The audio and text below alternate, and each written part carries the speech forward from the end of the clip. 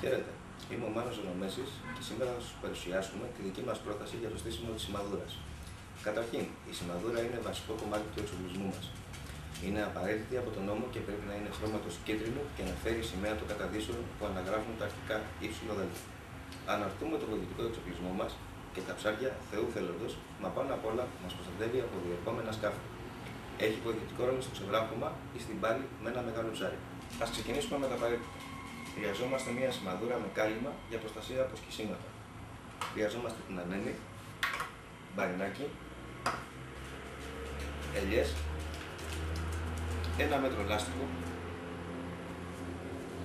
3 φορές το μέγεθος του λάστιχου σε ενταϊνή μασκινή, ναυτικά κλειδιά,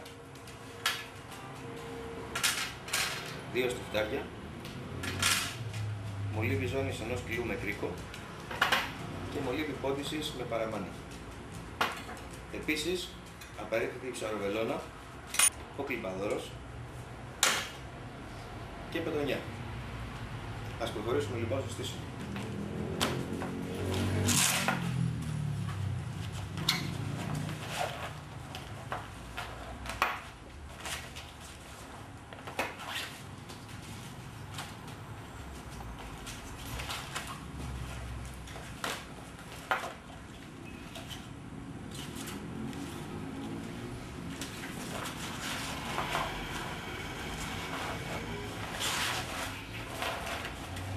Τοποθετούμε τον αερογάμμο στο κάλυμα προσεκτικά, χωρίς να διπλώσει ή να κάνει τσακίσεις.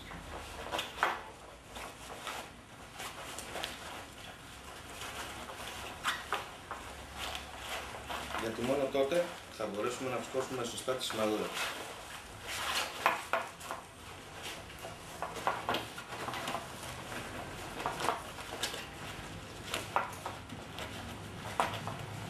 Θα μας πάρει λίγο χρόνο, αλλά αυτό είναι κάτι που γίνεται μία φορά, οπότε ας το κάνουμε με όσο το δυνατόν μεγαλύτερη προσοχή γίνεται.